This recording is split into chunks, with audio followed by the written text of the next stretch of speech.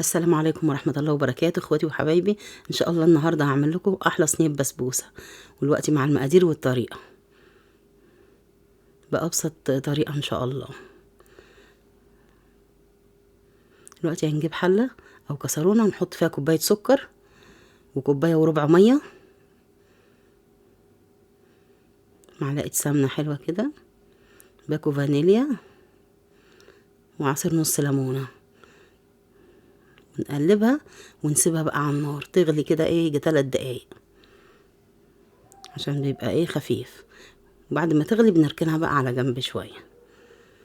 دلوقتي بقى هنعمل بقى طريقة البسبوسة. بنجيب بولة بنحط فيها كوبايتين دقيق سميد اللي هو دقيق البسبوسة، ذرة ملح صغننة قوي، وربع معلقة بيكنج باودر صغننة، وهنا نص كوباية سكر باودر او ربع كوباية، لو مش عايزينه محلية قوي ربع كوباية بس.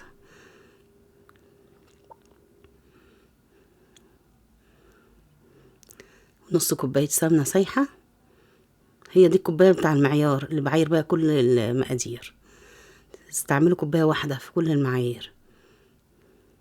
شوفوا كده بنبسها، مش بعملها بايدي، لا ببسها عشان ادخل السمنة تغلف تغلف الدقيق كله بتاع البسبوسة.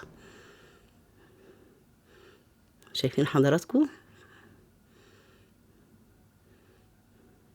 بعد كده بنحط لها كوباية زبادي. شايفين زبادي كامل الدسم حلو ازاي، عشان نغذي ولادنا وكده.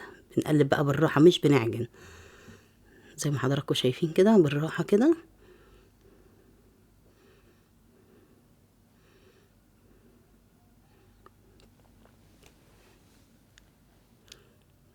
الشربات غلي اهو، هنحطه بقى على جنب.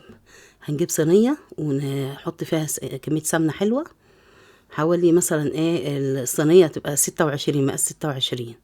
بنحط فيها البسبوسة اهو الدقيق اهو الخليط، وبنبططه كده زي ما حضراتكم شايفين، بس نحط لها سمنة حبة حلوين كده ندهن الصينية يعني، ونبططها بحيث انها تبقى كلها سوا واحد زي ما حضراتكم شايفين كده.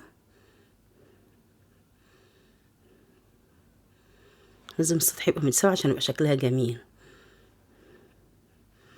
ممكن نبل الايد مثلا ميه خفيفه قوي كده ونبطط هنبص لها كله تساوي، وبعدين بتتقطع كده زي ما حضراتكم شايفين التقطيع اللي انتوا عاوزينها. دي بقى هحط لكم عليها هحط لكم عليها مثلا زبيب، او مثلا فول سوداني. هحط دلوقتي فول سوداني. دي السميد الاولاني ده اللي مع المقادير بنحط له رشه فانيليا. بعد كده بقى بتدخل الفرن لحد ما من تحت تستوي ومن فوق تستوي زي ما حضراتكم هتشوفوا الوقت. شايفين اللون. بنسقيها بقى هي سخنه خارجه من الفرن، والشربات سخن برضو بنسقيها. شوفوا حضراتكم هتشرب بقى الشربات ده كله. بعد كده بنغطيها لمده 5 دقايق. بعد كده بنعين الغطا ونسيبها يجي ساعه كده على الرخامه، ونبتدي بقى ونبتدي نقطعها وتاكلوها بالهنا والشفا ان شاء الله. هتعجبكم جدا، هتلاقوها مرملة وحلوة كده، حاجة ان شاء الله تستاهل بقكم بقى. ولايك بقى وشير وحاجات من الحلوة دي علشان القناة تبقى جميلة كده، وانا بسعد بالتعليقات بتاعتكم. شايفين تقطعوا بالراحة عشان هي لسه معمولة دلوقتي. انا قطعتها لكم وهي لسه دافية شوية. تاكلوها ان شاء الله بالهنا والشفا، والسلام عليكم ورحمة الله وبركاته.